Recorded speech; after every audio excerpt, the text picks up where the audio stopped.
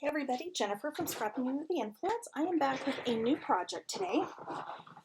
I've actually done the same project in two different papers. The first one is with the Simple Stories Howdy collection, which if you want to make this, you're in luck because this is actually on sale at Country Craft Creations for 35% off this entire collection.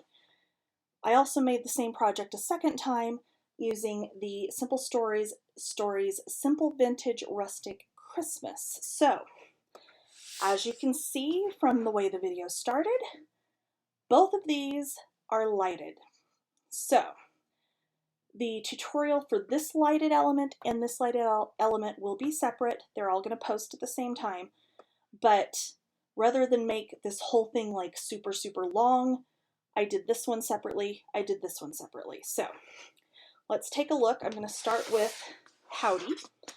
So, as you can see, this one is a shaker. And what's really cute is my little stars that are in here actually glow in the dark. They are out of my stash, so I apologize. So what's going to happen, and that's the other reason why the shaker piece, this big front piece, is separate. This can be made as a standalone project, so something you would put like on an easel, hang on a wall, something like that. Something totally separate that you don't have to make this entire folio. You can make just this piece. So the lights are hidden. The switch for the lights is hidden in here. This just tucks back in. So there we go. It's turned off so that, we're going to conserve our battery power. But what I've got here is a big folio. So this is 10 by 10. Kept the front really simple, sides, same thing. I didn't do anything on the back because really it doesn't need it. Once we open this up, as you can see, it's good sized. It is a gatefold. On this right hand panel, I've got a button closure over here. So let me unwind my twine here. So this is going to open up this way and this way. And we've got a couple of flaps here. We've got a couple of good pockets here. We've got a waterfall that is also held down with a little string closure. And so I just used the 3x4 cut aparts from the collection for this one. And this is actually a belly band, so you can slip photos, or if you've got something else that you wanted to, you could slip that underneath there. So I'm going to close this back up. Again, that's just going to twirl around there.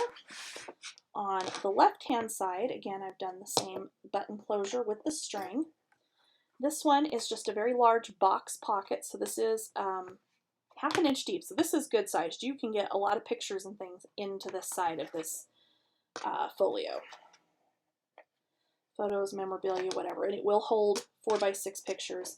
It might, 5x7 I think will be a little bit tight, so I wouldn't necessarily try 5x7 over there unless you made the whole album just a tiny bit wider, which I think it's fine the way it is.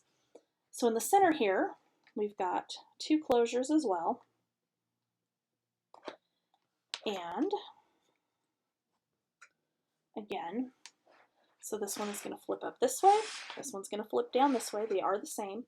I've used the foam stickers with the collection in here, and I love the Simple Stories foam stickers. I can't even tell you.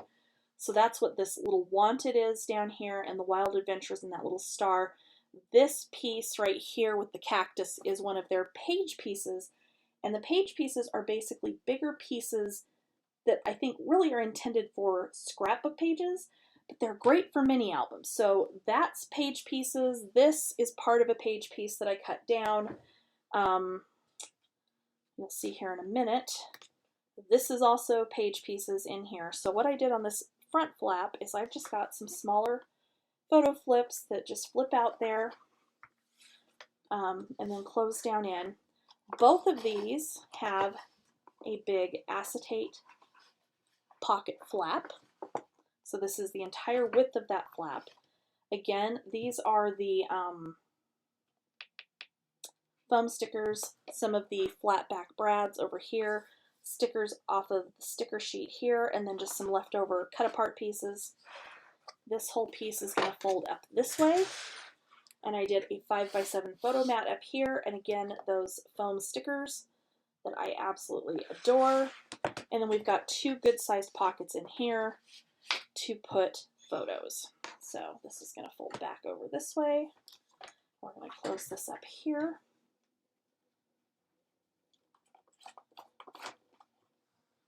And here. And I did glue a couple of the brads, the flat back brads, on top of my buttons in a couple of places here. And then this is magnetized and it just will sit right there on the top. Okay, so let's take a look at our Christmas one. So this one is not a shaker actually. I did just leave this as is. I just thought it was so pretty. I didn't want to distract from it with a shaker.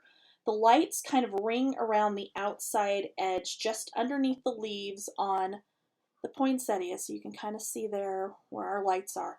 So it just kind of glows from behind.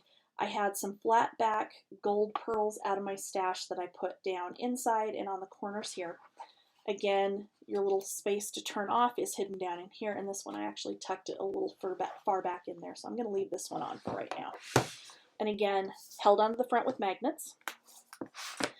These are the same on the right and left, so the only difference is on this one is I did use magnets on this one. So this is a magnetized closure over here with our box pocket. These are the new stacked chipboard elements from Simple Stories. I bought them expecting them, I guess, to be kind of 3-dimensional, which they're not, but they're really cool. I mean, come on, this thing's like actually more than 5 inches because this panel is 5 inches wide. So this is like 5 1/4, almost 5 1/2 inches wide, which they're just really pretty. They're just a really neat element. On this side again, I did a magnetic closure. On this one, I centered my waterfall on my belly band and used another one of those little chipboard elements there, or the stacked chipboard elements. Our pages there, the foam stickers there. And then here I've got the foam stickers on here, and then of course the Simple Stories frames. And these are loose, so you can slip pictures back here. I needed 2 turned this way. This one actually was not meant to be turned this way, so I covered up that bottom corner with another one of the stacked chipboard pieces. And again, this is magnetized, so this is just going to flip up there and flip down there. And then I left this pretty much blank so you could put some pictures in here, and these are loose to be able to slide a picture underneath. Again, we have the acetate pockets on the flaps, and I have got all sorts of things like static clinging to that. Again, the foam stickers here, some of the stickers from the collection. I've got another one of the frames, and again, it's open so you can slide a picture back in there.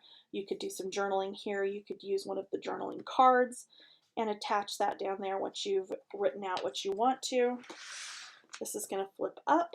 And again, I've got another frame that is loose on the top, another one of the foam stickers, and then here are my page pieces on this one. So the Big Mary, I've got this big border piece, the poinsettia, and then another little like cluster thing there, and then of course my pockets. So this does go together. The folio itself goes together fairly quickly. It's very simple, but it will hold a lot. This does take a little bit longer, which I actually haven't matted the back of this one yet. But so you can see where we've got the magnets, and I do go over in the tutorial how to attach this to the front if you choose to do so. Otherwise, if you don't want to do this piece, you don't have to. You could do some other kind of closure. You could do a big belly band that slides down over this, however you want to do it, but I've got my little shadow box frame that's going to sit on top of that. So let's get started. All right, so we are going to start with our base for our folio. So you need one piece of chipboard, 10 by 10. We're going to wrap that with a piece of cardstock that is 12 by 12. So I do have score tape over the back of this. I'm going to get my backing off of. And then I'm just going to put this down using my 1-inch spacers that are available on Country Craft Creations. put that down. I'm going to move that one off to the side. For our two gatefold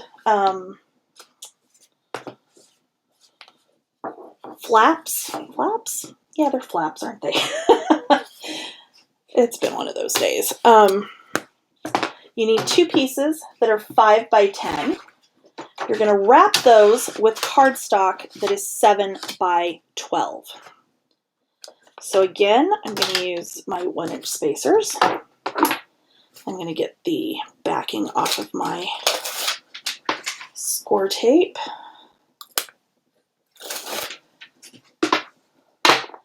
And again, 1-inch spacers, and we're going to line this up and drop it down. Our second one, again, 5 by 10. Cardstock is going to be 7 by 12. Let me get the backing off of this one.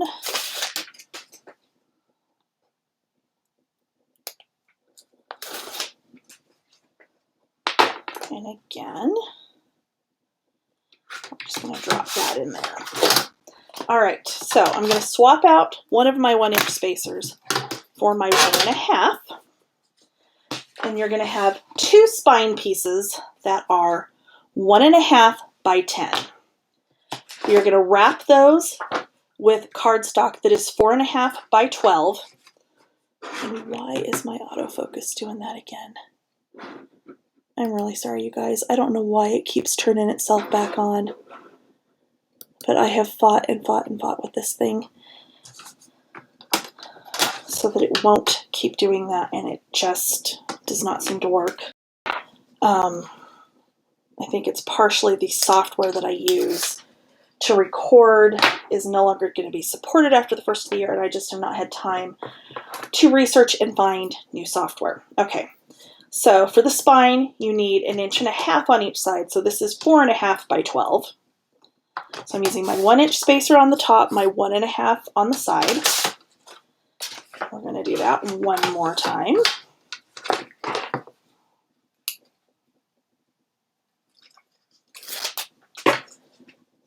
Okay. All right. I'm going to pause this for a minute and try to figure out what my camera has decided to do now and why it's trying to autofocus on me even though it's turned off. And I'll be right back. Okay, so we've got our chipboard put down. What you're going to do, and you're going to do this on all, 5 pieces?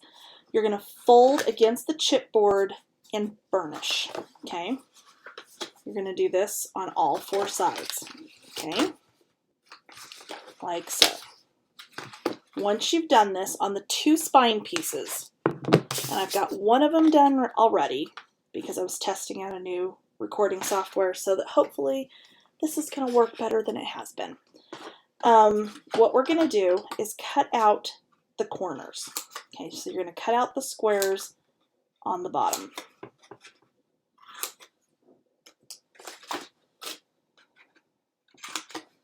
Not on the bottom. Why did I say that?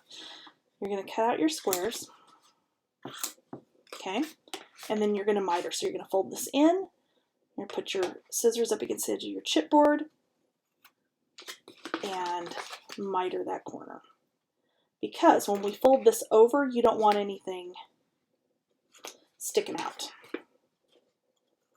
Okay, and I do already have tape on this because when we go to attach this down, I do like to use the combination of glue and tape just because I have some issues related to carpal tunnel and whatnot in my hands, and it, to me, then I don't have to burnish it as hard and it goes down a little bit easier for me. So we've got those. So what I'm going to do is take the backing off my tape. And again, you don't have to use tape to help put these down. I just find it makes it easier for me to do it. So I'm going to put glue right up against the chipboard and then in the middle here.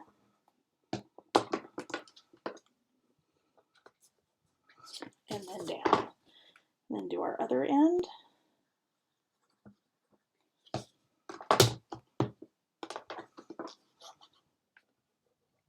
and down. I'm going to then turn this over and I'm going to burnish along the edge of that chipboard so that we can work that chipboard down along the cardstock along the edge of the chipboard. So you should see it very defined once you've done that. Okay, let me grab our cover pieces and we'll work on those next.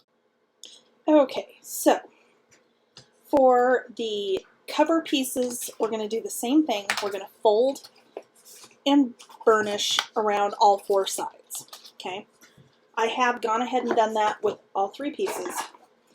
We're going to do the same thing with cutting out the corners and mitering. Go ahead and do that.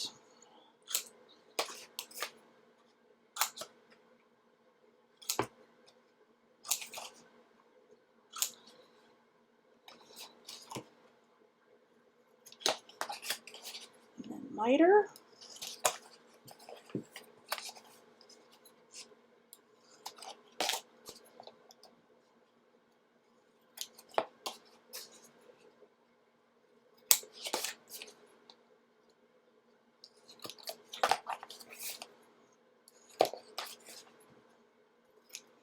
Okay. Once I've done that, I'm going to go ahead and pull the backing off of my tape.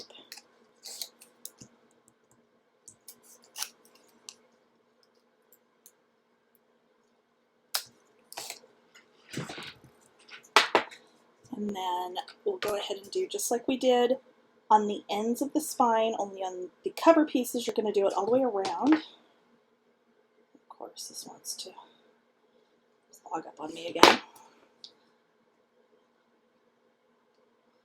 Maybe. Oh, crying out loud. There it goes. Okay. So I'm going to push it up against the side of the chipboard and over and down. On my opposite side. And you could just like go around.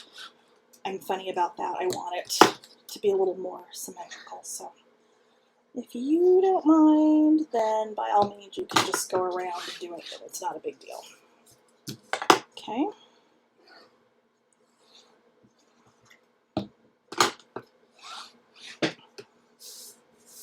Okay, there's one.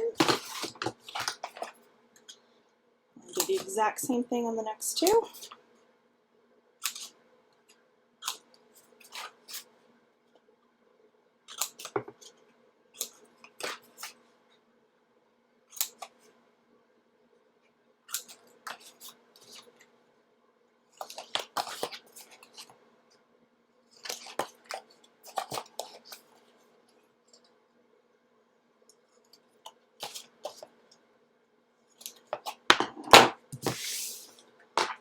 Again.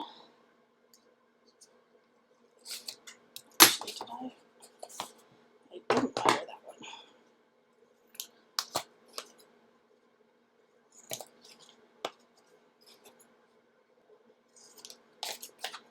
That would be helpful to do.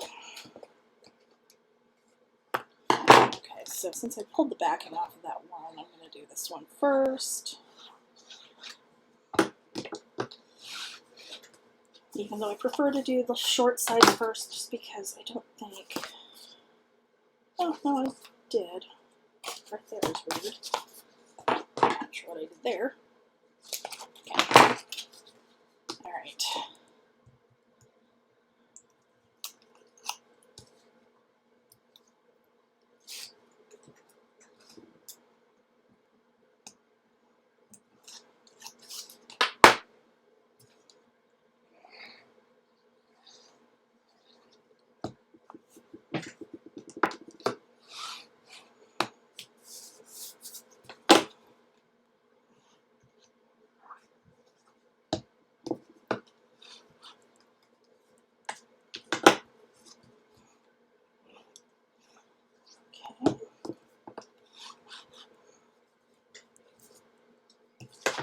Alright, one more.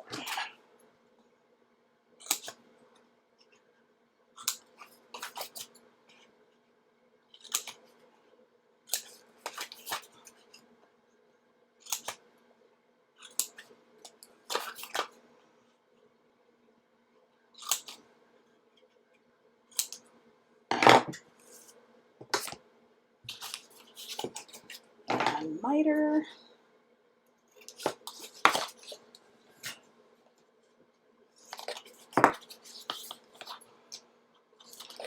Hopefully you're not getting too much noise from my space heater. We went to the Christmas light ceremony thing they do the Monday after Thanksgiving where we live, and my feet still have not thawed out. So fortunately I'm running the space heater. Normally I wouldn't have it on when I'm recording, but my feet are still just like frozen. So, and we've been home like an hour. All right. Okay, so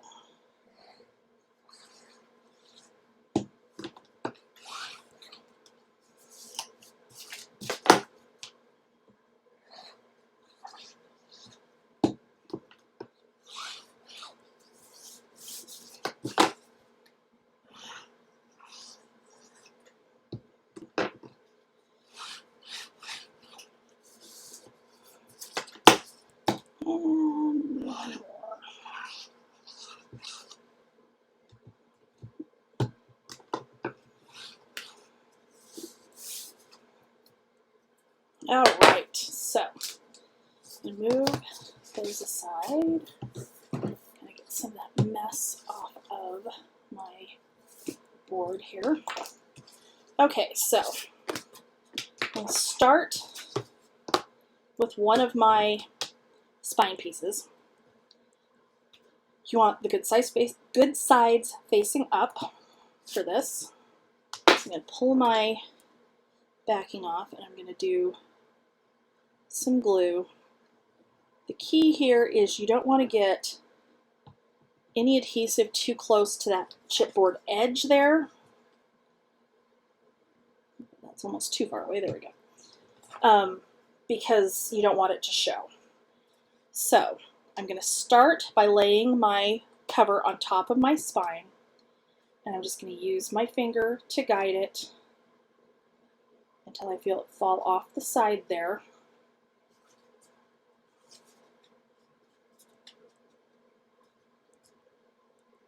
And then I'm going to drop it down and burnish. So even if you are just gluing when you're wrapping, on this part I really do suggest going ahead and using the tape, because that tape's going to grab immediately. You're not going to have to worry about when you're burnishing this down, or you go to move your cover or something, it not being dry enough and it's slipping. Because that is something I have run into on some of my albums where I didn't realize it was still as wet as it was when I didn't use tape on this particular step. And I've had my books slip, or my cover slip, and then it ends up being just slightly off, which is annoying to say the least. Okay. So I'm going to turn it over, burnish it down.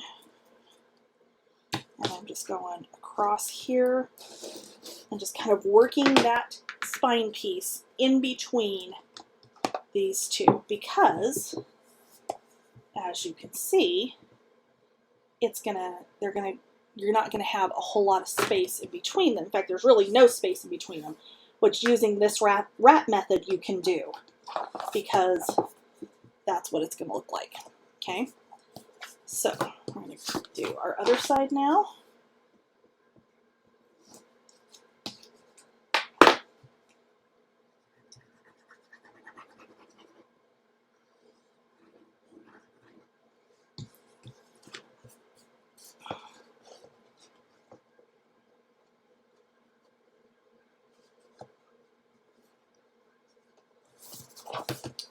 I have to turn around. I cannot do that left-handed. I apologize. So I'm just going to make a giant mess if I try to do it that way. Which is weird, because I can do lots of things left-handed. I can't do that. Okay, there we go. I'll turn it again. are backing off over here. And our glue again.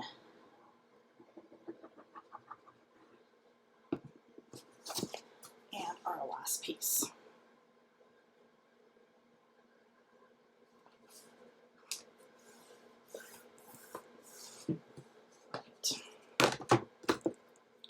So I'm going to burnish.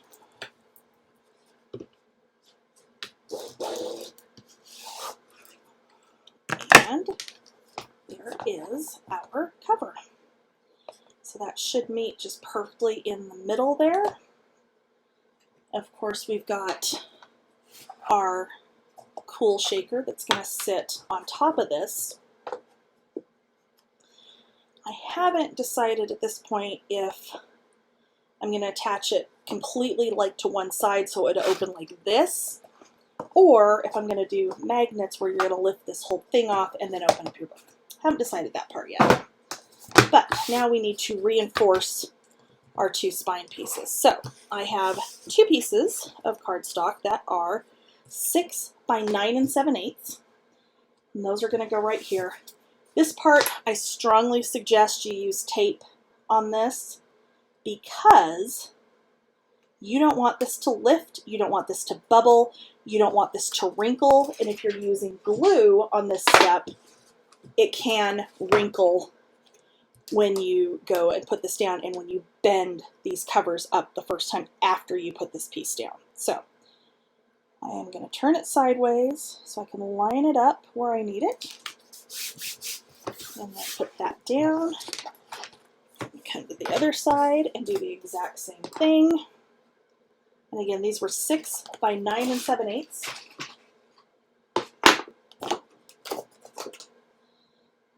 And I'm just centering that on that spine and then putting it down. And then I'm going to burnish it a little bit, make sure I got everything good and stuck down. And then I'm going to bend this up, and as I bend up, I'm going to work that crease with my bone folder. Okay? Bend up the next section.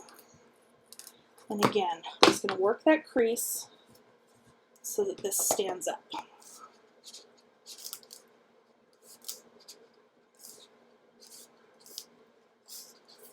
Did not get quite enough glue on this one side because this was trying to lift up. If that does that, all you have to do is just pinch this, just squeeze it, and you can get it right back to where it needs to be.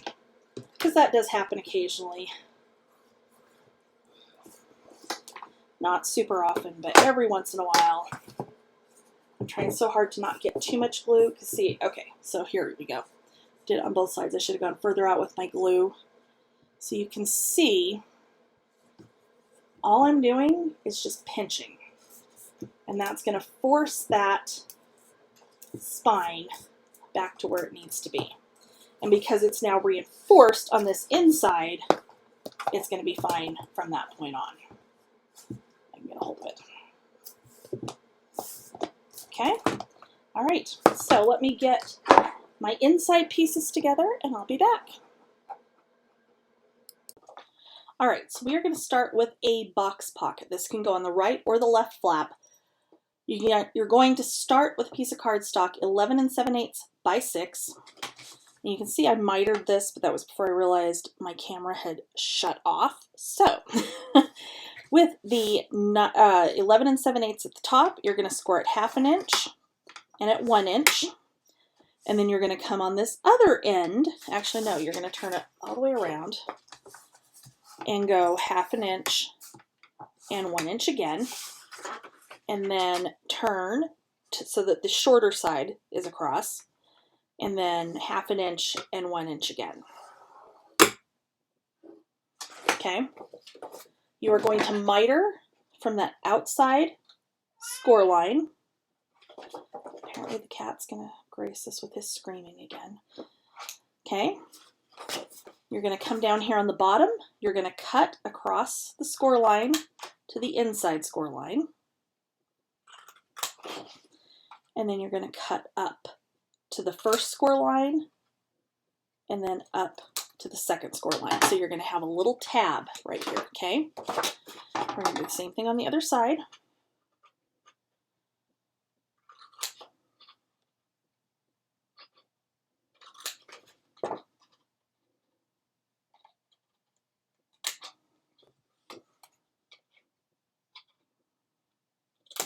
Okay,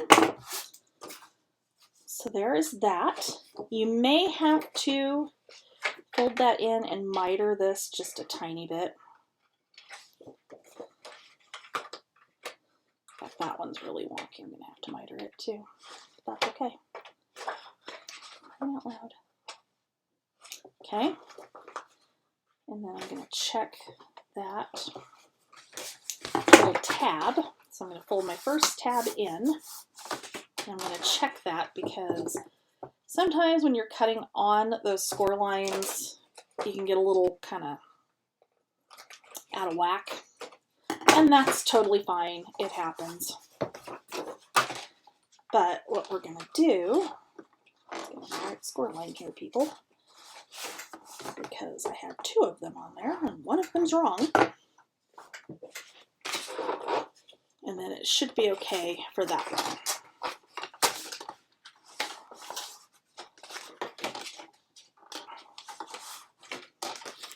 Okay. All right. For our flap, you're going to have a piece that is 9 7/8 by 5. And again, like I said, my camera shut off. I didn't realize something crashed. Anyway, with the 5 inch at the top, you're going to score it 1/2 inch and at 1 inch. Again, we're going to miter from that outside score line. Okay. Bring my book in, and since I'm putting this on my left-hand side, that's where I'm going to start. So I'm going to fold these out. The only one I want folded over is this bottom tab, okay? Because that's going to help me get this lined up where I need it to go so that I'm not gluing down in the wrong place. Why do I say that? Because I've done it before. And of course my glue is clogged because it's always clogged. This is why I quit using this tip.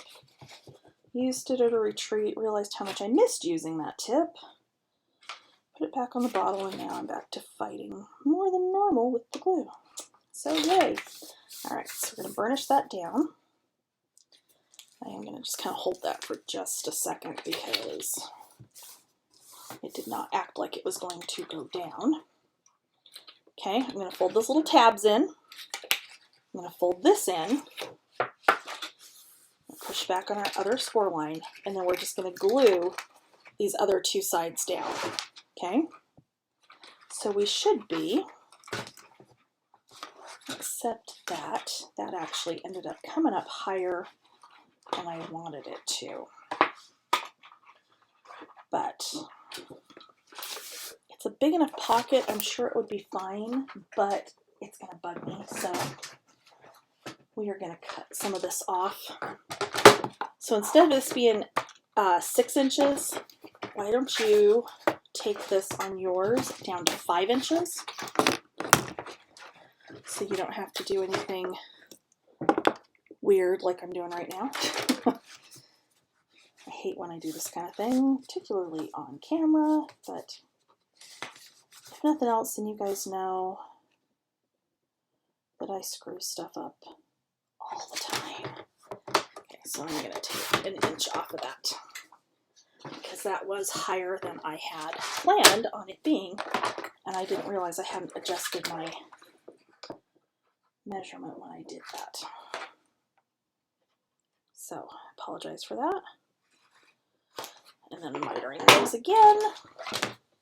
All right, so this is going to sit about better where I really do want it to go. So I'm going to get glue or not. Sorry, you guys.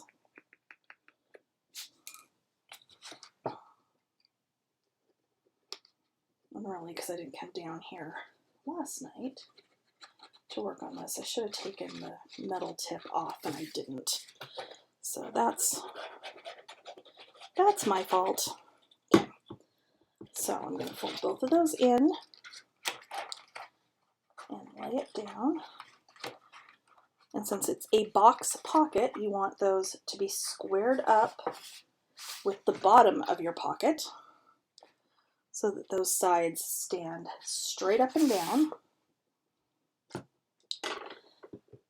And I'm just going to use my bone folder to kind of reach in there and push them down, because if I weren't recording this, I would have this turned the other way so I could actually see where those are going.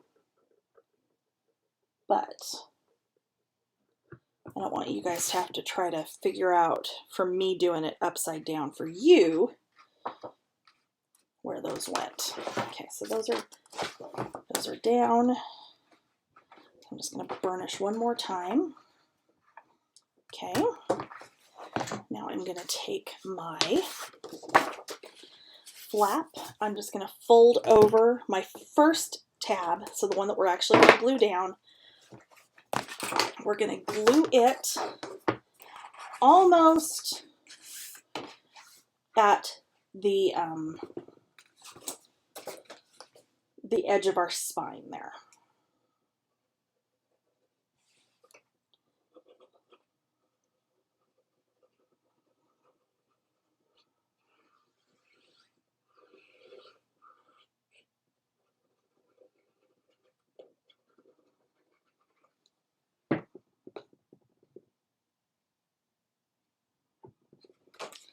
All right, so I'm just going to watch when I put this down that I don't go too close to my spine and that it's lined up on top of the pocket. Okay, burnish that down, give that a second, and then all we're going to do is fold this over on itself for our other score line. And then we can push it over, and there's our flap. Easy peasy. Now, if you wanted to do a ribbon closure, of course you would have put your ribbon down before putting either one of these down. I'm not doing a ribbon closure. I will put a magnet on this, so I'll come back in a bit and put my magnet down there. Okay, so let's look at the right-hand side. So first off, we're going to do two pockets that are 6 7/8 by 4, starting with the 6 7/8. Is that right? That can't be right. It should be 5 7/8. That one I had cut was right. Okay, let's try this again. Holy crap. I just need to go be done for tonight. Okay.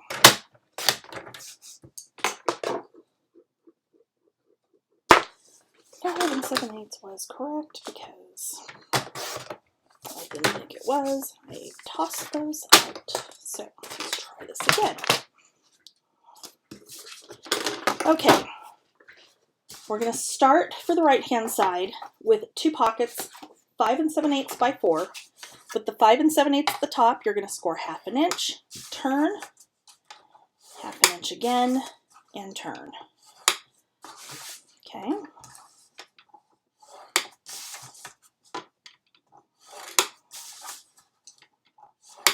I'm going to set these aside for right now. We have two flaps that are going to be 4 7/8 by 5 3/8. These are going to go with the 5 3/8 at the top. You're going to score at 1/2 inch. And we're going to set these over here with our pockets off to the side for right now. We have a waterfall. So our closure is going to be 1.5 inches. I've got it 1.5 by 8 right now. I'm going to score that at 1/2 inch on one end, but I may need to trim this down just depending on where it ends up hitting on the waterfall when the water falls down. So that's probably going to be too long, but we're going to leave it that long for now. The waterfall, I have 7 pieces, 4 5/8 by 3 1/8. With the 4 5/8 at the top, we're going to score all of these at 1/2 inch.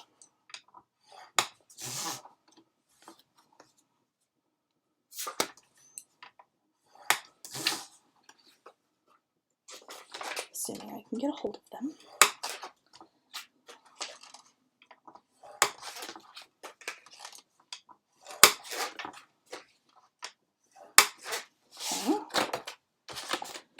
Set those to the side.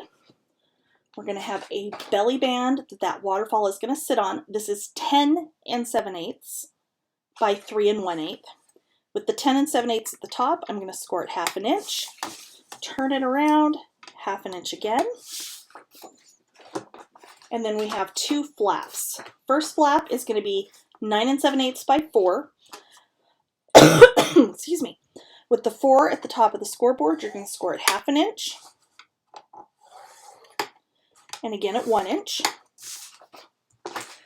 The other flap is going to be 9 7/8 by 6. And I actually took about a 1/16 of an inch off the end of this, just so it's not going to be quite 5 inches once it's scored.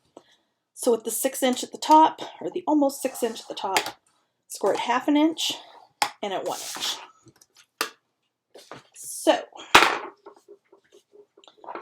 we're going to start with this large flap, and we're going to miter.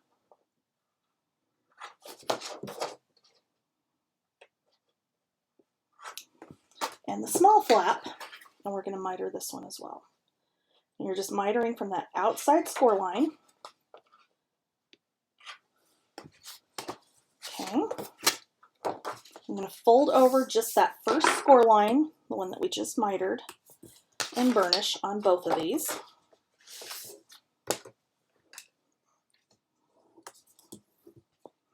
Okay. I'm going to bring my book in. So it's up to you if you want the small closure on the top and on the left-hand side, or if you want it on the right-hand side. I do want it on my left-hand side. So I'm going to go ahead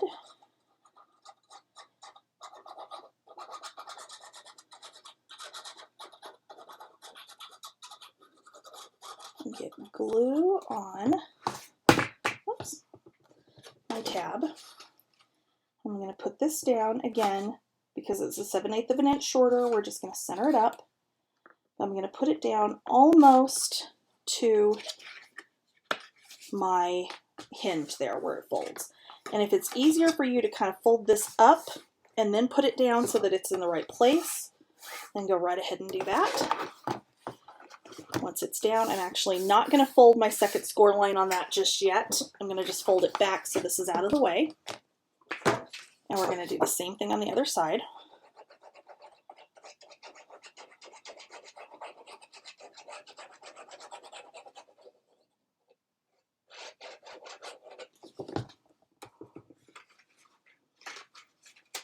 And again, we're going to go right to the outside edge of this side. Make sure you've lined it up top to bottom with your other flap so that they are even when they close. I'm going to go ahead and put that one down. Okay, I'm going to move that for now. I'm going to take my belly band and I'm going to miter.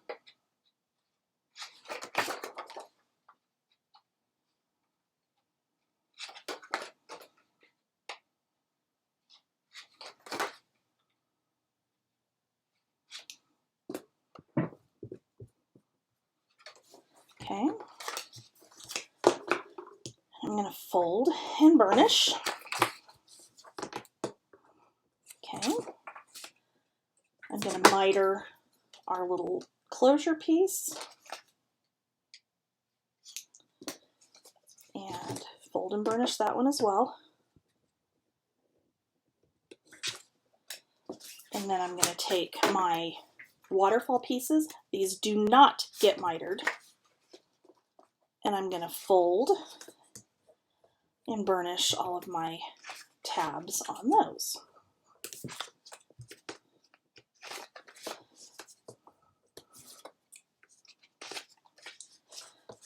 Now I like to do my waterfalls on top of things, pockets, belly bands. So I think this is the first time I've done one on a belly band.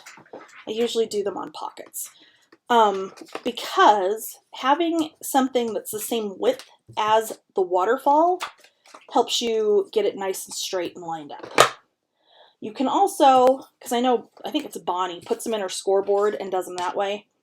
I still can't get them lined up right doing it that way even, so that's why I keep doing them on top of things. So I'm going to do this upside down. I'm going to get glue on my first tab. I'm going to put it all the way at the top of my belly band. And because the flap and the belly band are the same width, it's going to line up exactly on top. Open that one up, and then go to my next one, and the same thing again. I'm going to use that belly band that's the same width to line up my flap.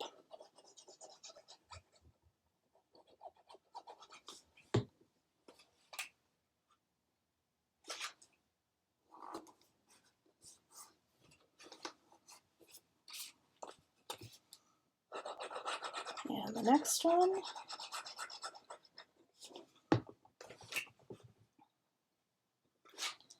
And really, because this is sitting on top of the belly band, if you wanted to, you could figure out how long it's going to be once all the flaps are down and center it on the belly band rather than starting at the top. In fact, when we get to the bottom of this here, we'll kind of have a better idea of about where that point would be, or how long this would end up being. And I'll give you that measurement if you wanted to shift it down and do it just a little bit differently.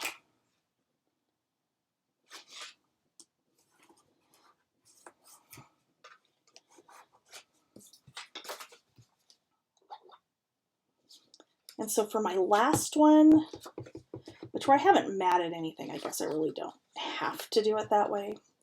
You can flip this last tab up so it's up like this and put it down on here, or you can just go ahead and put it down like you've been putting the rest.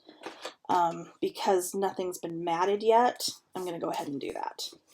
If I was doing this on top, like in the middle of a page or on top of pattern paper, then I would flip this other one back. So if you wanted to center your waterfall on your belly band, you're going to have about 2 3/4 of an inch. So I would go about 1 3/8 of an inch down to start it, and then it should end right about here, and then it would be perfectly centered.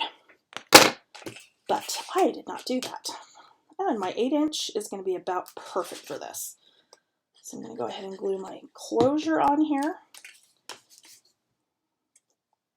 And I'm just going to center that at the bottom.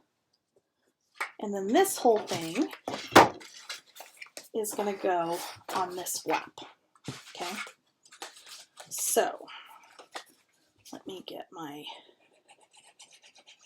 glue on here on both tabs. And I'm just going to put it to the bottom and center it up. And then to the top and center it up. Easy peasy. Okay, so this I will do a magnet. You could, of course, instead of doing the paper closure like this, and it's not quite centered, but that's okay. You could do a ribbon closure, as always. I actually don't have any ribbon available right now that matches this like I would like it to, so we're not going to do that. All right, so now we've got 2 flaps and we've got 2 pockets. So our flaps need to go down before the pockets. So I'm going to miter these.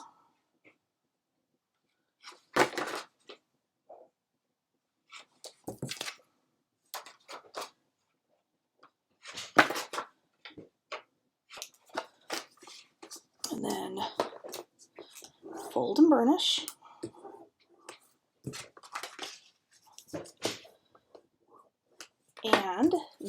can either go side to side, which is how I'm going to do this, or they can go facing each other,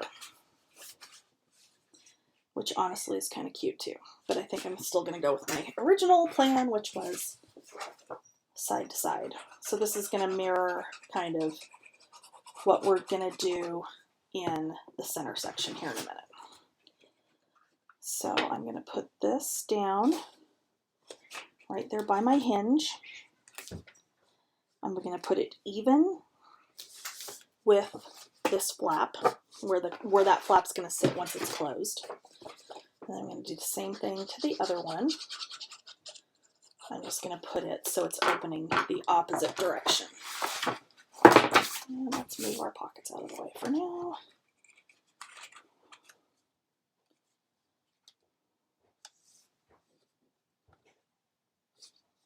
There's going to be a slight gap in between them either way, which is fine. That way, if this goes to somebody who's not used to mini albums and doesn't know to look, they'll be able to just barely see through that and go, oh look, there's more under here. All right, so pockets. Both pockets, I'm going to miter the top. And then we're going to cut through the bottom corner where those score lines cross. I know, Gus, it's almost food time. Okay, so I'm going to fold and burnish. And when you cut through that bottom corner, then you have less bulk in the corners of your pockets, and they lay down better and just overall look nicer. Okay, so these really probably need to be matted underneath before I put them down, but these are going to sit right in between. So this flap will close over this one will sit up here same way, so this flap will close over this one. I'm not going to glue those down yet because I do need matting underneath them, so those are going to wait for right now. But what we can do is take our little other 1/2 inch score line here and fold that up and burnish it so that that closes. And then we're going to do the same thing on this side. So I'm just going to push back against that other score line, and then burnish it down, and then pull it back one more time so that those lay flat. Of course, my pockets aren't glued down, so they're trying to fight with me here. But there you go. So we've got both sides done.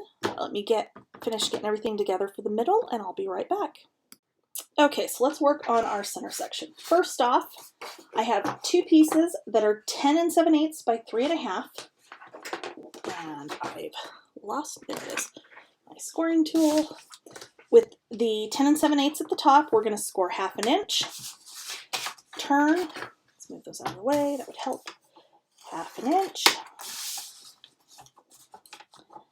And 1/2 inch. We're going to do that on both of these.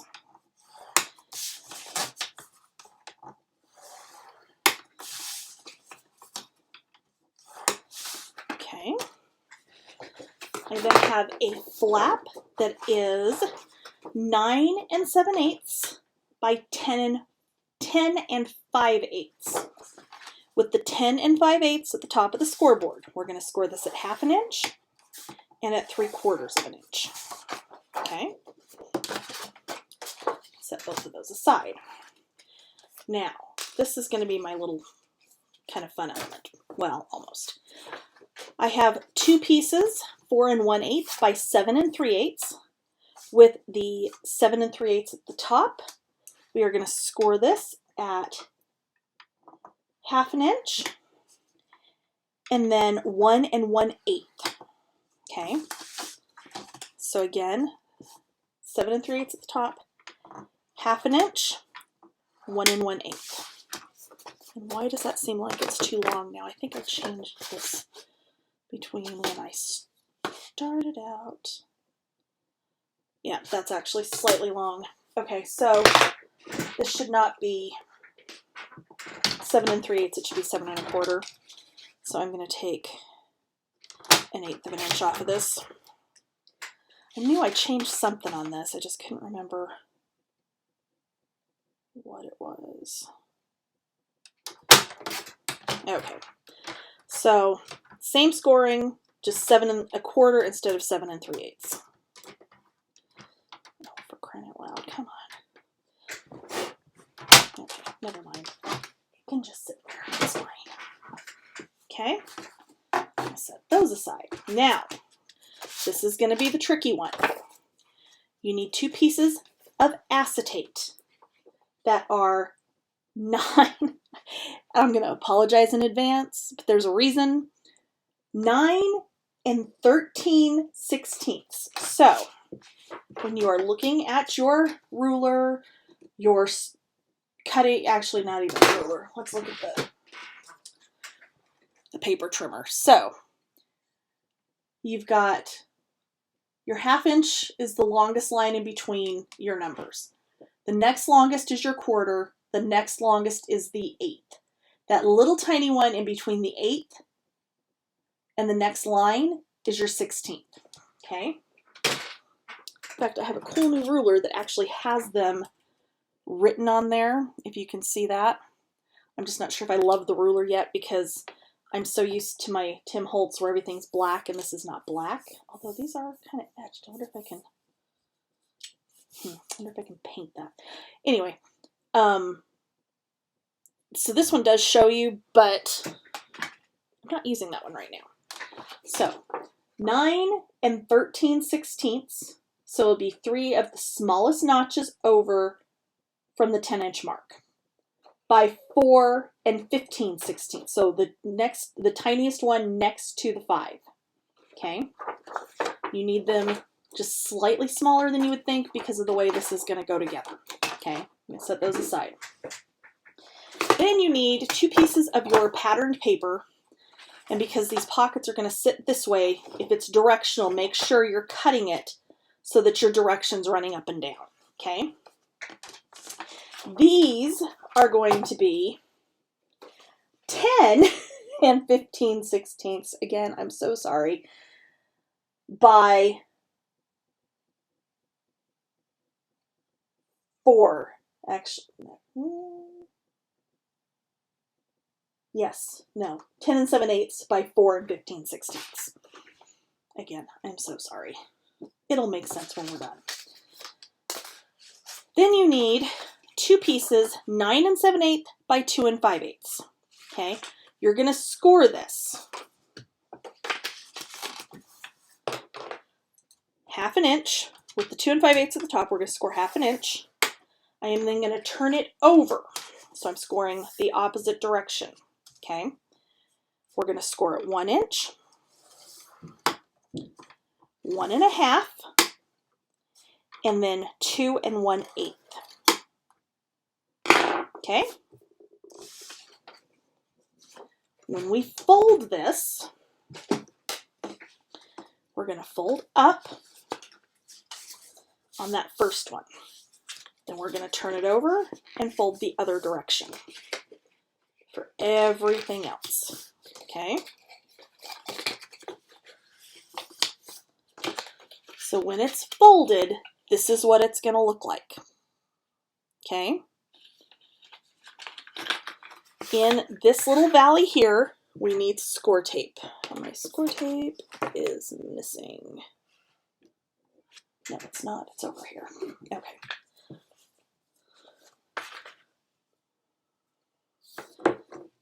All right. So I am going to take 1/4 inch, 3/8 of an inch would work as well. And I'm going to put this up along the edge of the little V fold. Not the C, the V. Okay? And then I'm going to put some on the opposite side as well.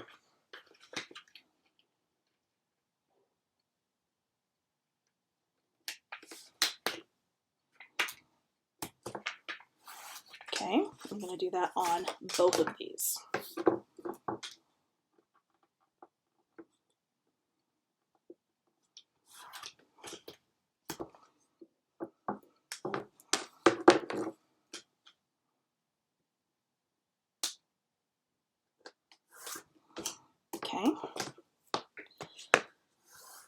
So what I'm going to do is I'm going to take one piece of acetate, fold this up. This is going to sit down in that little channel, okay? That's why it's just that tiny bit smaller, so it's not hanging over the edge. That's why it has the weird measurement, okay? Just going to set that down in there all the way to the bottom, and I'm going to pull up. There's a pokey tool. There's the one I was using earlier today. Maybe if I can hang on to it. Okay. So again, make sure it's all the way in and it's centered, and you're just going to fold that over on top of it. Flip it back the other direction. Get your backing off your score tape on your other piece. And again, over and down. Okay. This is going to fold back. We're going to glue this down like so. Okay.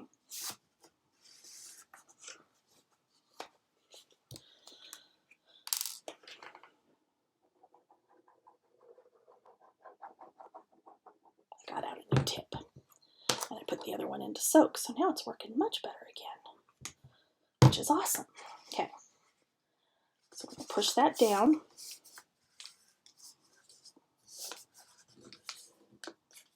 Of course, I managed to get glue on there, but I will go at that with some rubbing alcohol in a minute here and get that good and cleaned up. I'm just going to burnish and burnish and burnish and give that a minute to dry. Okay, so now we have one part of our pocket. Okay, so at this point, it's up to you. If you want the acetate side facing inside or outside, you're going to determine that by how you fold the rest of this piece. So if you want it to the outside of your centerpiece here, so when you're looking at it, you're seeing the acetate piece, you're going to want to fold it back this way. If you want it on the inside, which is where I'm putting mine, then you're going to fold it back the other way. Which, I mean, I guess ultimately the way you fold it's not going to matter so much as which way we put this pattern paper on here. Oops. But that's kind of the idea behind it here. Okay, so I'm going to grab my other piece of acetate. Sorry, I've got sleeves that don't want to stay up for me today. I feel like I have to keep messing with them. Okay, so again, I'm going to fold this up. I'm going to lay that acetate on there. Get it all the way down in that little crease. Center it, which literally you're going to have just such a tiny, tiny amount on either side there, which is exactly what you want. We're going to fold that over and down. Get our other piece. And again, over and down.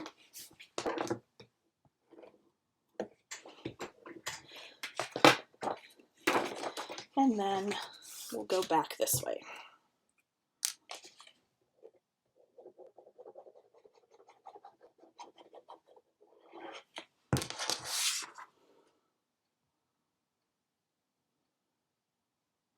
Okay, so I'm going to fold that down, and I'm going to burnish again. Try not to get glue on my acetate, which it's okay. If you get glue on your acetate, rubbing alcohol will clean it off. In fact, almost anything you get on your acetate, rubbing alcohol will get it off. I don't remember where I saw that here a couple weeks ago. I don't remember if it was a card thing I was in or if it was something else. But either way, it works. So, okay, so we've got these two pieces now. Now what we're going to do is we are going to take our pattern paper and we are going to very carefully score this at 1/2 inch on each end. Now, if you're going, okay, why is she doing this with pattern paper instead of artisan? And then, you know, just matting it. Because where this is not a piece that has to move, okay, so it's not a hinge that has to move. Once we fold this over and put it down, it's going to stay that way because it's going to make up the other half of our pocket, okay? So I just need to decide actually which side's going up. It's facing up, that is. I think it's going to be that one, okay? This way, I don't have to mat both sides of a pocket, okay? Normally, I wouldn't worry so much about that, but in this case, I don't have, because I'm doing this, okay, so you may have noticed this is kind of not necessarily a holiday paper. This is because I am a complete slacker. No, not really. I've had this paper since like August, and I just have not had time to do anything with it because between retreats and, you know, other things I've had going on, and I know I've talked here in the past about issues with depression and, you know, that really kind of cutting into me being able to craft. Most of the time crafting helps with it and I feel better, but occasionally it just nothing works, nothing comes to me. So I come down here and I sit here and I can't figure out what I want to do, and then it makes me more depressed, and then I leave, and then I don't come in here for days on end. And that's kind of what happened with this, okay? So because of that, I will be doing this. We're using this Simple Stories Howdy paper right here. I'm also going to be making this, and I'll show you both of them completed, but I'm also going to be doing this with the Simple Vintage Rustic Christmas, which is gorgeous, and I love it.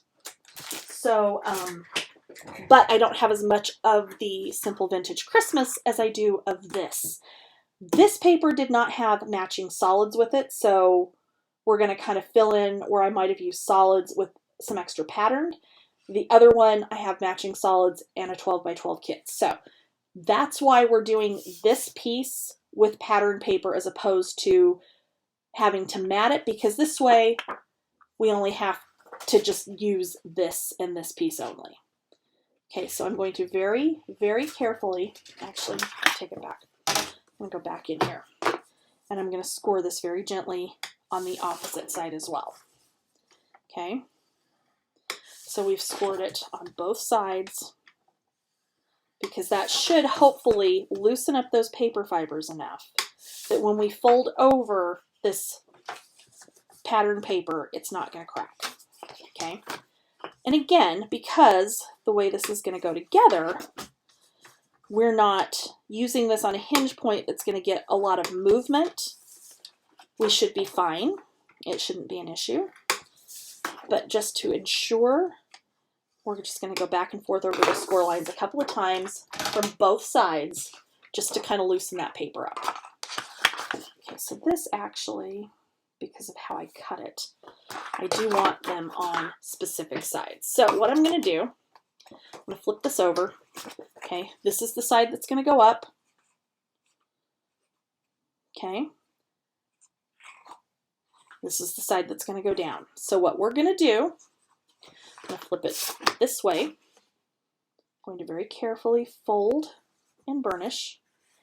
And because I went back and forth over my score lines, it folds just beautifully and doesn't crack. Would I try to wrap an album with this? Absolutely not. There's no way. That would be insanity. But because this is all that 1/16 of an inch shorter,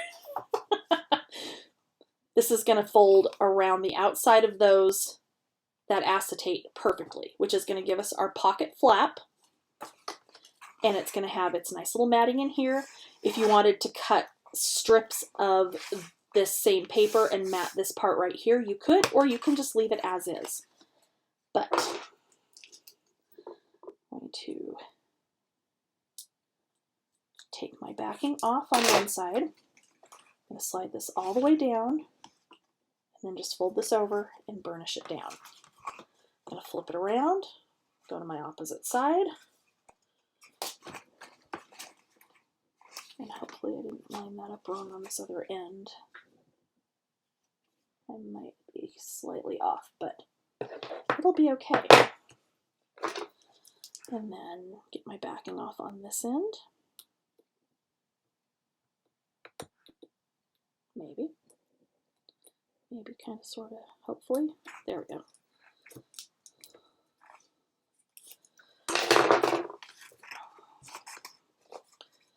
And no, we have not adhered this part down yet. It's just fine. And I did get this just slightly off when I put that down. And I don't know if I dare try to pull it up. Oh, wait, maybe. Oh, we're good. Okay. I'm telling you, God bless score tape. Ooh, no. Never mind. I take it back. We're going to just leave it alone. It's going to be slightly off. It's fine. I will fix it by slightly mitering this corner. And then you'll never know. Don't do that. Don't scare myself that way. That was not good. Okay. So fold that one over. And this is ready to go down in our book. So you've got this cute little acetate pocket. All we have left to do is on this end that is open, we're just going to do just a little bit of glue in there because that's paper to paper. It's not acetate. Not that you can't glue acetate, you can. It just takes a while to dry. And then burnish that down, and there's your pocket. Okay, I'm going to do the same thing on this side. So I'm getting this lined up on top the way I need it to go. I'm going to turn it over. This time I'm going to pay closer attention to where my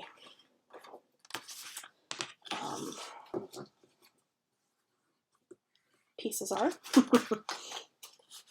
instead of talking.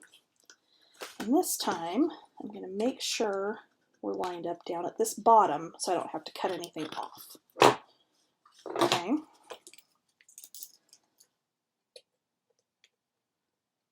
That is how I ended up, just slightly off on the other. Okay, up and burnish it down. Okay, and then our other side, same thing. Over and down. And then we're going to take our glue. And again, we're just going to go in very carefully. We're not going to use a ton, just enough to put that down. And that's good to go. Okay. So now I can bring in our folio. I'm going to move these other little pieces for right now. So these are going to go down to either side here. Okay. I am going to miter the edge. Why is that stuck to those? That's weird. I am going to miter ever so slightly on my little tab that's going to go down in the book.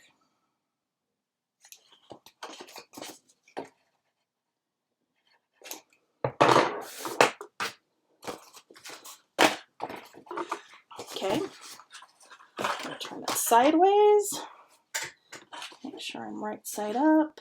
We are, because I could totally see me turning this the wrong direction, and then my waterfall would be upside down in that other little area over there. Okay.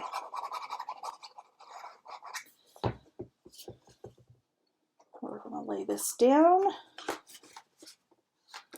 centering it top to bottom, because there's going to be just a hair top to bottom difference. If it helps you to line this up, to stand up that edge to make sure you don't go too far over when you're putting that down, then by all means do that. Make sure everything closes up good. And come to the other side, do the same thing.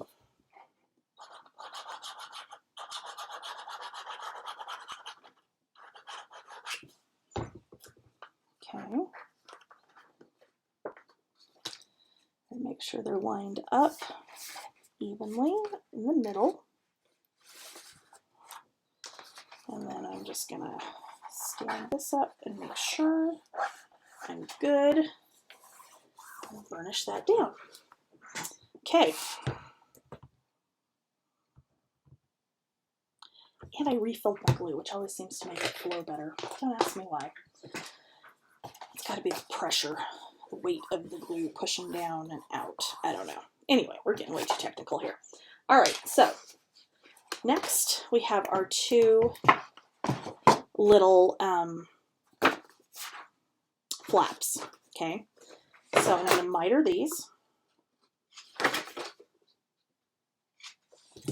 And what's going to happen with these, I'm going to fold that first tab over on both of these. And these are going to come in. One's going to close over the top this way. One is going to close over the top this way. Okay, if you wanted them both to the top, you could. It's up to you. I want them opposite. So again, I'm not going to fold my second score line until I've got this glued down. I'm going to lay that down here so I kind of can hook this over. And what I'm going to do is center it actually with where that flap is going to go. Okay. So when that flap is standing up the way it's supposed to, this is going to go down about right there. This is going to go all the way on the bottom here.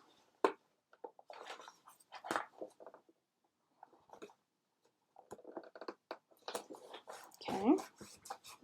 And down, and then you can fold that other over once you've got that glued down. Okay. I'm going to do the same thing on the opposite. So I'm going to figure out about where it needs to go.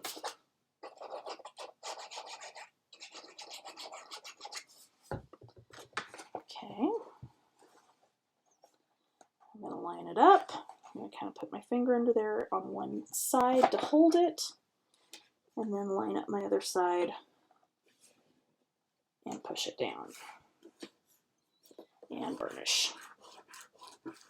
Okay, so my plan, of course, when I first started designing this, before I realized I didn't have as much of the one paper as I did of the other, was there was going to be magnets in there holding these down. I can still do that, but in order to do that, what I'm going to end up doing is putting them on top of the pattern paper here, and then putting some kind of embellishment over the top of them to hide them. Clearly, we can't put them underneath here because the acetate, you'll be able to see them.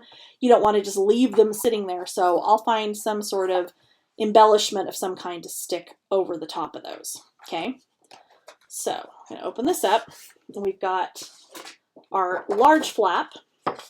You can have this open to the top, the bottom, the side, whichever. It's sized where it will work any of those directions.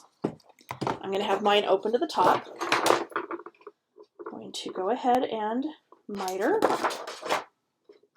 from the outside score line. I'm going to fold my first score line down and burnish. Bring this back in, flip it upside down, because I do want this to go in up here, and this is going to go right up to the top.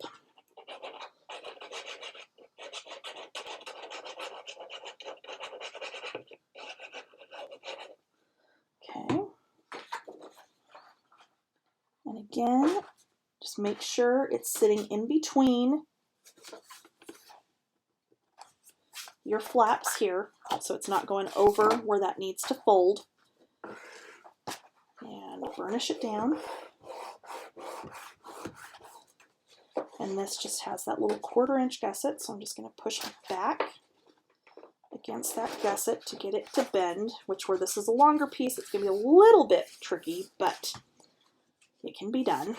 Okay, this will close like so. Well, my one's tucked in there, but that's okay. All right, so we're going to open all this back up. And we've got our 2 pockets.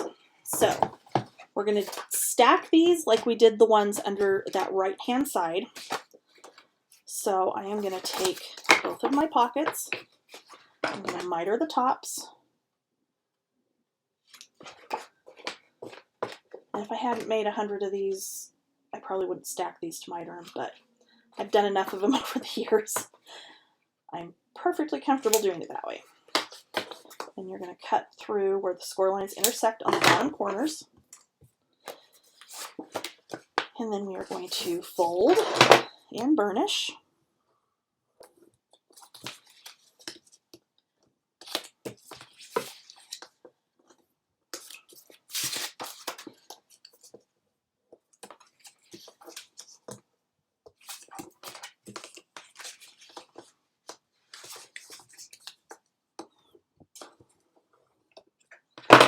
Okay, so these, one of them is going to go here at the bottom, one of them is going to go 2 inches above that, so they're going to be evenly spaced in here. However, no, maybe we don't need to mat first because we can slip that down inside there. So you know what? That's actually going to be okay. We can go ahead and put these down. And really, we can do the same thing with those because of the way they go down and the way the pockets are constructed. We actually can put those down. I wasn't even thinking about that. Okay.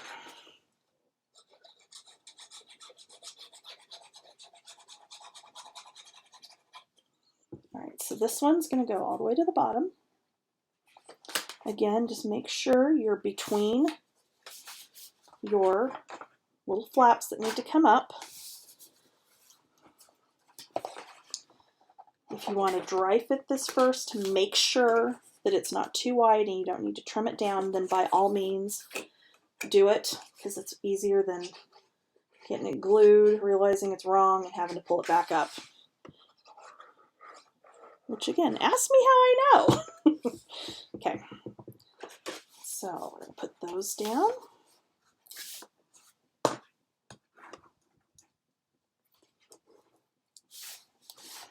Okay, and then I want about 2 inches.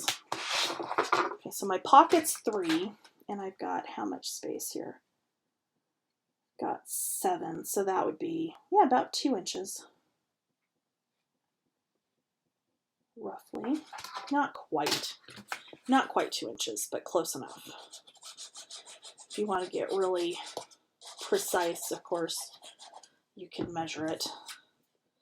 But I am just going to look and kind of eyeball about where I want it to be. And again, I'm going to make sure that it's not too wide. And this one's right on the edge of too wide, which means I didn't line it up exactly right when I cut it, but that's okay. As long as my flaps will close over it, we're good.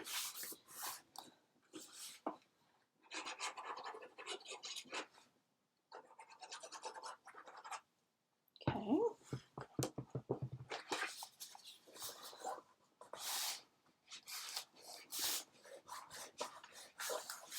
All right. So that one will come down, these will come in, and those will close. Okay, so since it dawns on me that these pockets go down the same way, we can actually go ahead and put these down before we mat, which is good because then we're not wasting a whole huge piece matting underneath something where you're going to see, you know, 2 inches of it. Because So I try really hard not to do stuff where we're going to have to do that because I hate wasting my paper like that. And because this does go edge to edge, we can get away with doing it this way.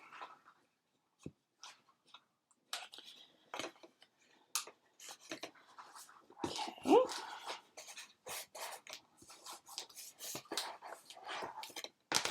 All right, and then my other one.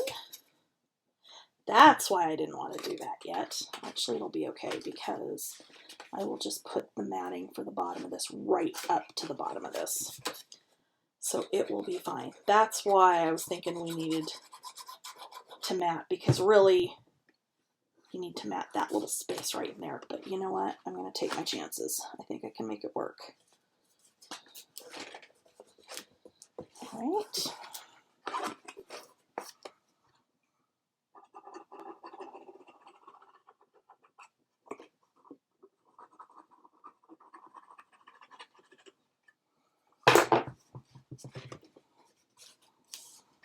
Okay, so at this point, I am ready to start matting and decorating and all that kind of fun stuff, which, as you all know, I don't do on camera because it just takes a long time for me. I'm going to get some magnets in here, magnet here, which really, the way this is folding in here, I don't know that I need this closure, but actually I have buttons and twine. I think on this one I'm going to do buttons and twine. When I get to that point, I'll come back. But for now, I'm going to start matting. Okay, so for my closure for these, and I'm actually going to pull this piece off, and I'm going to do another one down here on the bottom. I have buttons from Country Craft Creations that I totally forgot I had sitting over there for this paper because I had planned all along on doing something like this. So what I'm going to do, I've got my glue gun heating up. I've got about 12 inches of brown twine, which is also from Country Craft Creations, and I've just taped it on where, about the center part of my flap there. Pull the backing out the tape, and then I'm going to glue my cut apart down over the top of it. Maybe. If I can get my pen back in my glue. Okay. This is going to go down here. Okay. And then I'm going to figure out what buttons I want to use. I'm going to use him. I think I'm going to use that one. And all I'm going to do is I'm going to take my glue gun and I'm going to put glue around where the holes on the button are. See, if I were really on top of things, I would have like threaded some of the twine into the button and made that little button all like cute and whatnot, but I don't like doing that, so I'm not going to. So, got glue on here. I'm just going to give it just a second to start to set up, and then I'm just going to very carefully drop it down about where I want it to go. I'm not going to push it down because I need that space from that little mound of glue so that once it cools off, I have somewhere to wrap my my twine around. I'll do the same thing on this one. So, like I said, a little pile of glue. I'm going to give it just a second to start to set up. And then I'm going to do the same thing over here. I'm going to very gently drop it down. I'm not going to push it down because I want it to stand up like it is right now. Okay.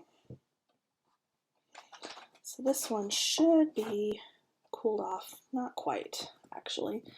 Okay, so once they're cooled off, then I can go ahead and wrap this around, and that will hold my little flaps closed.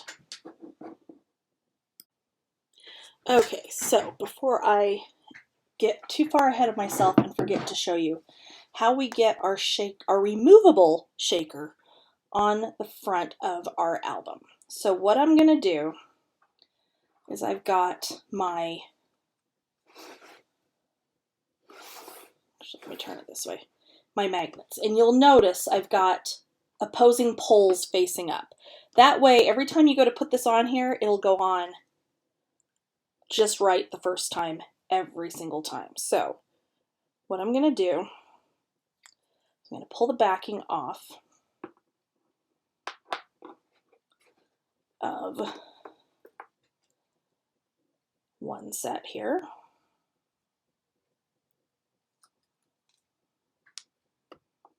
I'm going to drop those down about where I want them.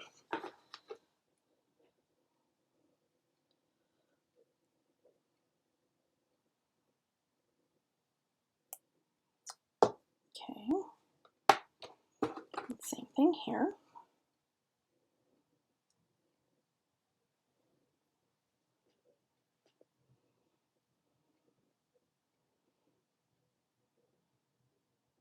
Of course, I can't get a hold of it because, you know, fake nails. They look pretty.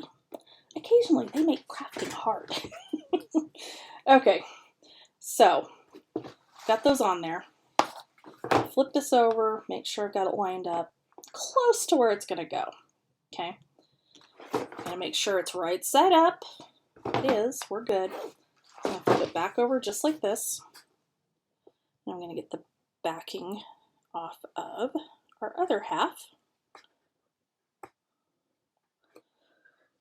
I don't like using the pick tool on the magnets because somehow it tends to, I don't know, it's almost like it tries to lift up the adhesive on these.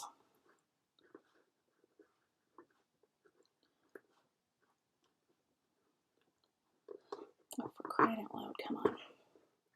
Okay, and I'm only going to do half of them at first, okay?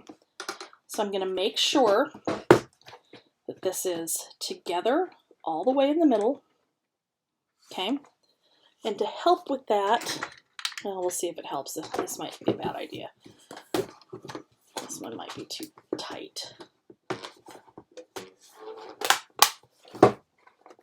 Oh no, that's about right actually. Okay, so got a rubber band here, and I'm actually going to stick my phone in there just to give it a little more, something a little more solid. Okay, so I'm going to line this up. Stand up here. Line it up about where I want it to go. And I'm just going to push down on the one side that's got the magnets already done. See how easy that was? To make it super easy and make sure I don't accidentally pull them back up, I'm going to take score tape and I'm going to go over them. Okay, and when you mat your front cover, of course you'll take those off. But for now,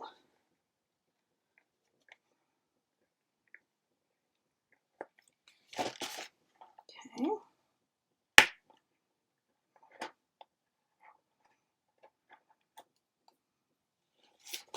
All right, so I'm going to let those attach over there.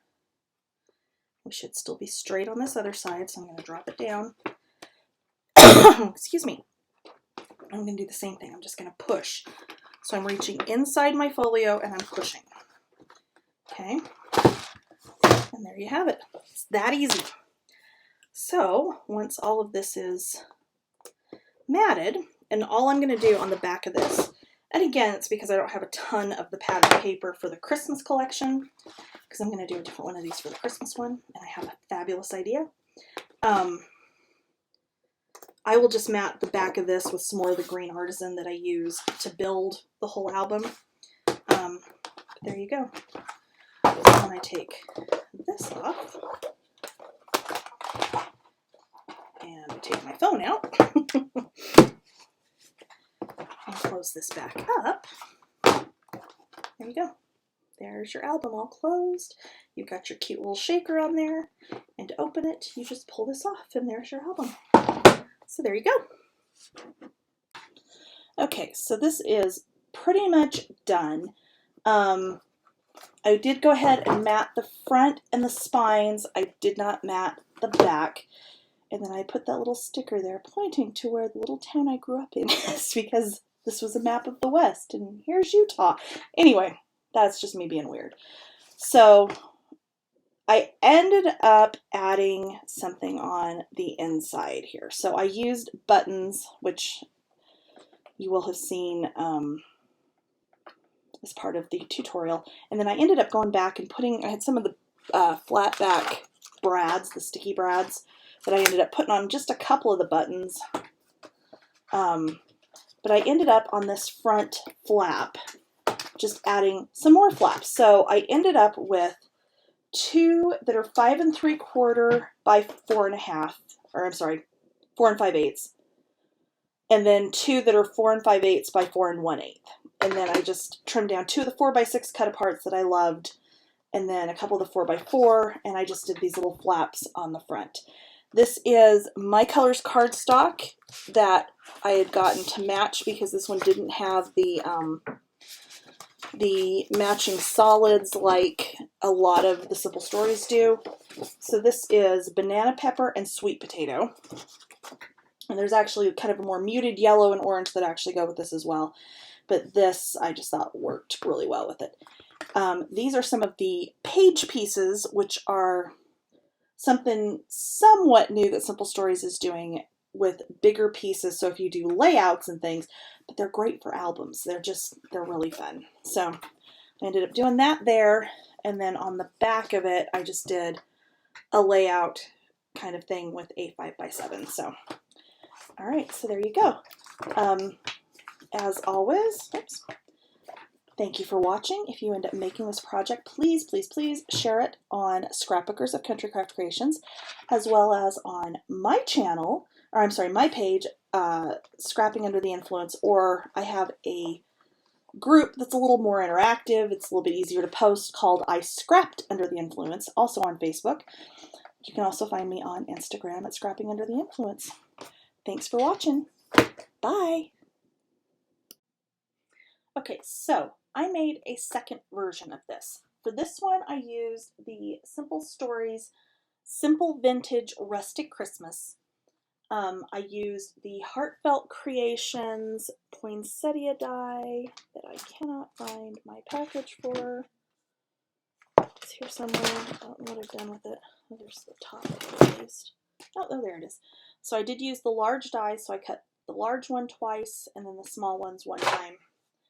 I foiled on those with the laminator and some stuff, and I will show you after this walkthrough how to do that. And then I actually didn't make this a shaker. It still got its acetate on here, but it's not a shaker. I just glued, I had a bunch of these big flat back metal pearls, I guess? I don't know, but they're pretty. And I just kind of glued some of those down around in there. The lights are there again. This time they're just kind of illuminating the poinsettias in the middle. This is one of the foam stickers from the collection. I haven't matted the back of this yet, but I will.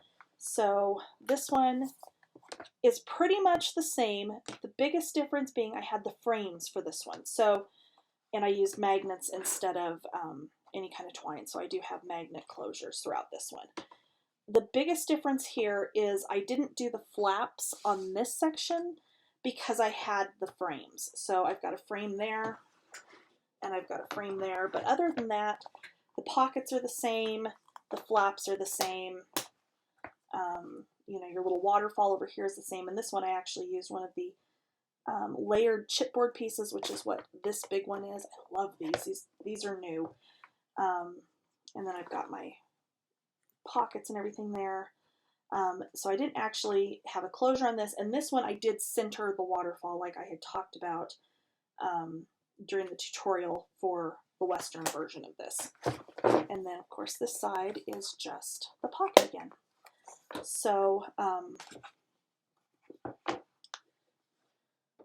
I hope you enjoyed this. I hope somebody makes this either Christmas with the Howdy paper, with any paper you have. I would love to see it. I would love to see your shadow box shakers, lighted shadow box shakers, that is. I would love to see all of it. So as always, share on Scrapbookers of Country Craft Creations, or in my group, I Scrapped Under the Influence. And I will play next. What we'll play next is how I did the foiling on the poinsettias. As always, thanks for watching. Bye. Hey guys, so I am not normally a die person. Clearly, I have the Cricut. That's usually what I use, but sometimes dies are easier. So I did actually pick up some of the heartfelt dies from Country Craft Creations. I've got the tickets and tags. I've got the leafy accents, which this one is one I definitely would use, just because stuff this detailed can be kind of hard to cut. Sometimes with the Cricut, it doesn't always like the paper. Sometimes the blade, unless you have it on the exact perfect setting, it just does not always want to cut really intricate things unless you've got a brand new blade and a brand new mat, and 99% of the time that is not what's happening over here. So those I know I will use.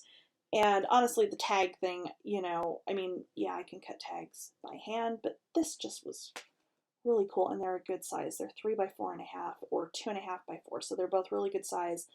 They've got some toppers, there's some little border strips, and some other little pieces, some little tags in here that I think are, I'm sorry, not tags, tickets that I think are just adorable. So I also got the large poinsettia and the poinsettia and holly clusters. I did cut these using my Big Shot. So these are some of the pieces, whoops, as I'm dropping them, from the cluster. So you've got 2 different sizes of flowers, and the leaves I think are actually 2 different sizes as well. They might all be the same, I'm not sure. But it cuts a whole bunch at once out of like little strips. So, so yeah, I mean, those are, you know, a couple inches wide. So like scraps of paper, this set's really going to be good for that. And then the large poinsettias, and I did cut several of those. But what I found to be kind of interesting with the heartfelt dies is they do come in this like kind of rigid plastic sleeve. So I can actually just slide that back in here and slide this back down over the top, and then I know for sure what my die is, what size they are, everything. It's really cool. So what I did, and I've done it on a couple of them, I'm going to show you how I did this. So I cut, you know, for the little centerpiece, I cut it out of some gold foil cardstock, or not foil, glitter cardstock that I had in my stash. And then for my bigger pieces, you'll notice, and I thought this was very cool, on the picture on the front, they've got kind of like some gold accents to them, okay? I was trying to figure out, okay, how am I going to do this? Didn't really want to use the gold leaf pin, although that probably would have worked as well. And then I got thinking about it. I'm like, okay, I'm going to heat foil this. So what I used is my Scotch laminator, Amazon, like 20 bucks. And then Deco Foil Transfer Gel Duo. So this is the one, you can use this with heat or without. You can do this with just pressure in your die cut machine. So it's really cool. But I had like a little sample thing from an online thing I'd done a little while ago. But all I did is I took these little tiny micro sponges from Hobby Lobby, and these are over with like the model kits. And I just got some of this gel on here, and I just kind of painted on here where I wanted my lines. You do have to let this dry for about an hour, but I'm going to demonstrate kind of how I did this until it's completely clear, because it does go on white, and when it's clear, it's completely dry. But all I did is just take those little sponges, and because it doesn't need to be perfect, I just kind of, you know, would dip in here and get some on the little sponge and kind of pull it out so that you see kind of see the way the light picks it up there. You can kind of see where it's going to end up drying. And so I did this on those two just to kind of test it and see how it went. And it actually worked better than I thought. So I'm going to go ahead and do that on the rest of these, and when they dry I will come back and I will actually foil them with you to show you how that works. Okay, so these are, well, maybe that one's not totally dry, but close enough. So what I'm going to do, I've got my laminator turned on, and it's been heating up for about 5-10 minutes maybe. And I've got some gold foil that is, this is the, what's it called? Mink foil from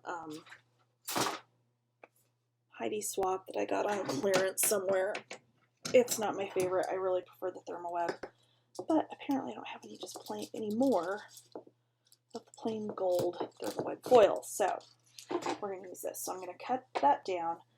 I'm going to just kind of dust this off, which with this kind of, the way we're foiling these, it's not necessarily as big of a deal, but when you're foiling like big toner foiling things, you want them dusted off. And I'm going to set this inside a piece of parchment. Maybe. Make sure this is lined up where I want it. You can see this is kind of sticky and trying to stick to this already.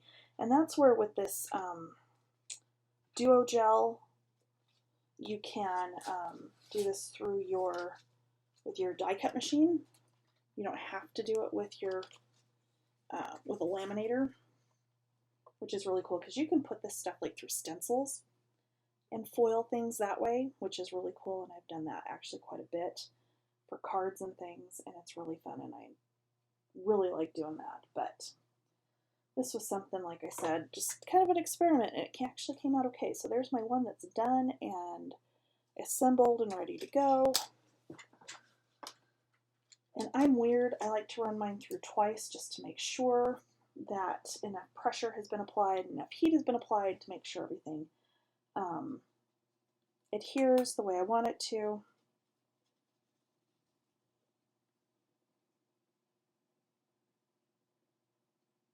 And it's not like a long process to do these, it's actually really fast, other than the drying time. But because we're putting this on so thin, it actually dries really fast. So you can see I've got my pieces here, and so I'm just going to peel these off, and you can see there is my foil. Pretty cool, huh? And like I said, they don't need to be perfect. Oh, that one turned out really good. Check that one out. That one came out really pretty. And there's my other one. So I can still, in fact, let's try one of these. Let's try this. Actually, I'm going to move that back out of the way. I'm going to grab my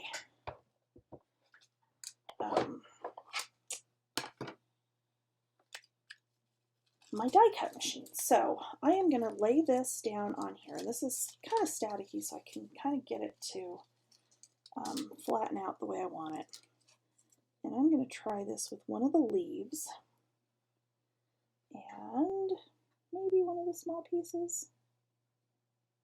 I think I can get mostly foiled in there if I do it that way.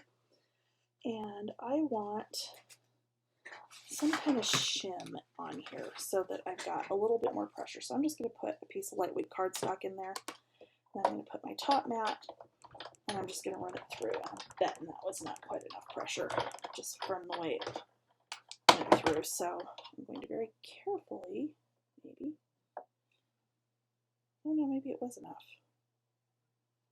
No, I think my, oh, actually, maybe it was. Hold on, we're going to do it one more time just in case. But I think that actually was enough pressure.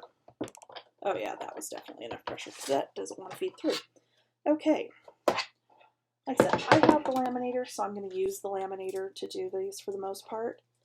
But even with just the pressure, it still foiled my little pieces. There you go. Pretty cool, huh? All right, I'm going to be back in just a minute with our big shadow box shaker.